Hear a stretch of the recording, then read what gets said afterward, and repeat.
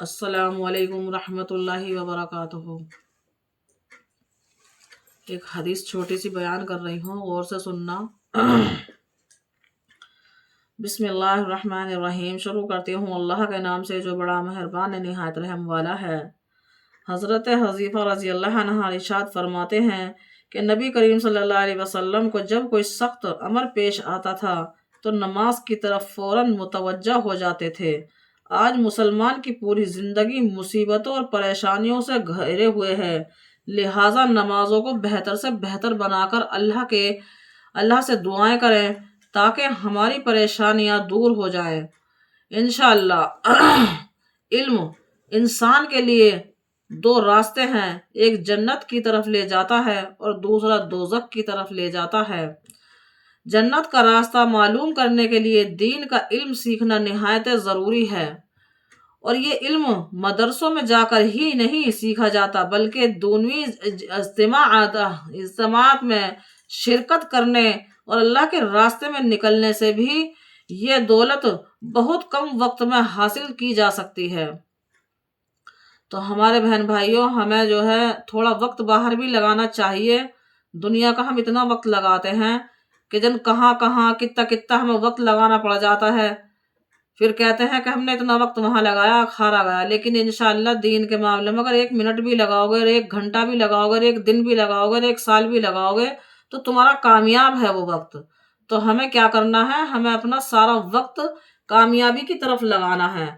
انشاءاللہ ہمیں دین کی طرف جانے کے لیے ہمیں تھوڑے باہر جانا ہے، جیسے اجتماع ہوتے ہیں انشاءاللہ وہاں چلے جاؤ، جماعتوں میں چلے جاؤ۔ ضروری نہیں ہے کہ تم 40 دن کی میں جاؤ یا 4 مہینے کی میں جاؤ، 3 دن کی میں چلے جاؤ تو سکھایا جاتا ہے، بلکہ دین جماعت میں شرکت کرنے اور اللہ کے راستے میں نکلنے سے بھی یہ دولت بہت کم وقت میں حاصل کی جا سکتی ہے۔ رسول پاک صلی اللہ علیہ وسلم کا ارشاد ہے کہ اے ابو ذر رضی اللہ، اگر تو صبح کو جا کر 1 آیت کلام اللہ شریف کی سیکھ لے تو نوافل کی 100 رکعت سے افضل ہے۔ اگر ہم 1 اللہ کی آیت سیکھ لیں بیٹھ کے، جیسا ہم نے پڑھ دیا الحمدللہ رب العالمین، یہ 1 آیت ہو گئی، تو وہ 100 رکعت سے بھی افضل ہے، کیونکہ اس نے ہم نے اپنے دل میں سما لیا، اسے یاد کر لیا۔ اللہ رسول پاک صلی اللہ علیہ وسلم کا ارشاد ہے کہ اے ابو ذر رضی اللہ، اگر تو صبح کو جا کر 1 آیت کلام اللہ شریف کی سیکھ لے تو نوفل کی 100 رکعت سے افضل ہے، اور اگر 1 باپ علم کا سیکھ لے خواہ اس وقت معلوم یہ ہو یا نہ ہو تو 1000 رکعت پڑھنے سے بہتر ہے۔ دین طالب علم کے پچھلے سارے گناہ معاف ہو جاتے ہیں، اور اس کی مغفرت کی اللہ تعالیٰ تمام مخلوق دعائیں کرتی ہیں۔ اس کی مغفرت کی اللہ تعالیٰ تمام مخلوق دعا کرتی ہے، اور طالب علم کے زمانے میں موت آ جائے تو شہادت کا درجہ ملتا ہے۔ ماشاءاللہ سبحان اللہ، طالب علم اس عابد کی طرح ہے جو ہمیشہ روزے دار، ہمیشہ کا نمازی اور ہمیشہ کا عبادت کرنے والا، یعنی کہ عبادت گزار۔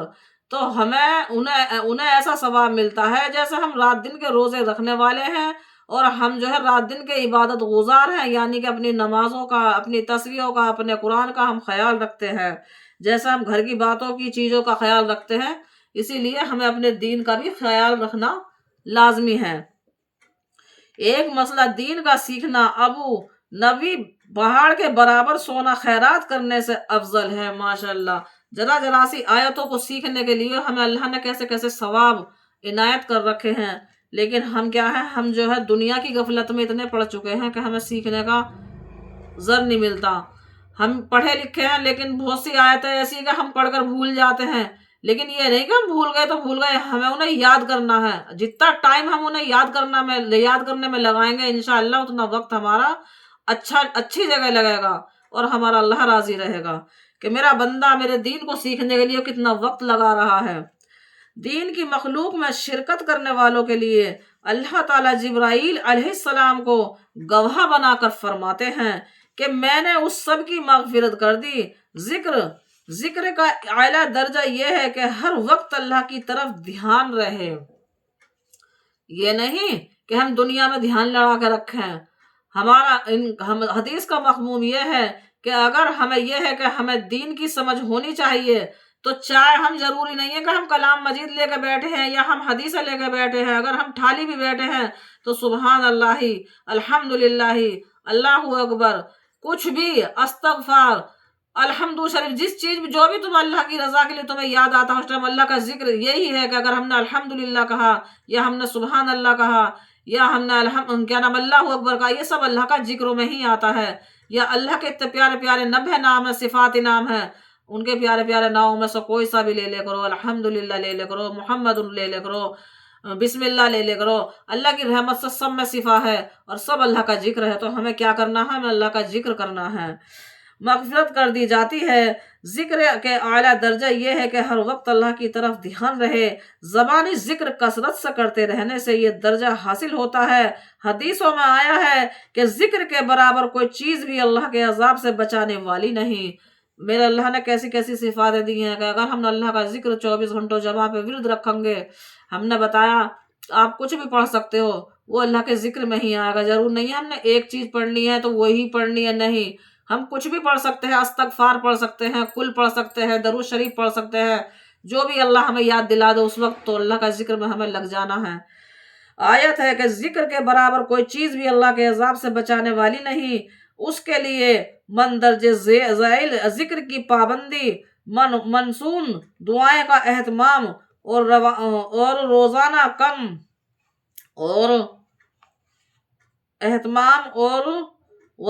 کم ازا کم ایک سپارے کی تلاوت، روزانہ کم سے کم ایک سپارے کی تلاوت حدیث شریف میں بتائی جاتی ہے۔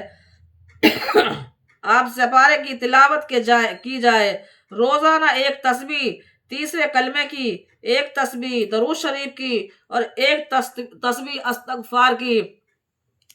تو پہلی تسبیح ہمیں جو تیسرے کلمے کی پڑھنی ہے وہ ہمیں اللہ کی محبت میں پڑھنی ہے کہ ہمارا اللہ کتنا بڑا غفور و رحیم ہے، وہ ہر شے پہ قادر ہے، کرنے والی ذات اس کی ہے، تو ہمیں اس کی تعریف میں پڑھنی ہے۔ اور دوسری تسبیح درود شریف کی ہمیں اپنے محمد صلی اللہ علیہ وسلم کی محبت میں پڑھنی ہے کہ انہوں نے دین پھیلانے کے لیے کتنی کتنی مشقتیں اٹھائیں، جوتے بھی خونوں سے رنگ گئے ان کے، تو اور ہمیں سب مل گیا ہے، وراثت میں ملا ہے، ہمیں پیدا ہوتے ہی مل گیا کہ ہاں ہم اللہ کے بندے ہیں، نبی کی امت میں ہیں اور دین ہمارا اسلام ہے، لیکن ہم پہ یہ چیز سنبھالی نہیں جاتی، ہم اسے بالکل خراب کر دیتے ہیں دین کو۔ اور دین ہمارے لیے اتنا بہترین چیز ہے کہ اگر ہم دین میں رہیں گے انشاءاللہ تو ہماری مغفرت اچھی ہوگی۔ کیا پتہ اللہ پاک کو ہماری کون سی نیکی پسند آ جائے اور اللہ ہمیں اچھا راستہ دکھا دے، صراط المستقیم۔ اور استغفار کی تسبیح اس لیے بتائی گئی ہے، انسانوں کو یہ پتہ نہیں چلتا ہم کیا کر رہے ہیں، کہ ہم سے کتنے گناہ ہوتے ہیں، چھوٹے بڑے، کبیرہ صغیرہ گناہ کتنے ہوتے ہیں۔ اگر ہم استغفار کی تسبیح پڑھیں گے انشاءاللہ تو یہ گناہوں پر سرمانہ ہے کہ ہم نے پتہ نہیں میرے اللہ کتنے بڑے بڑے گناہ کر دیے، کتنے چھوٹے چھوٹے گناہ کر دیے۔ اگر ہم استغفار کا ورد رکھیں گے تو انشاءاللہ ہمارے گناہ معاف ہوتے رہیں گے۔ صبح و شام پڑھی جائے تو یہ 3 تسبیح صبح میں ہیں اور 3 تسبیح رات میں ہیں۔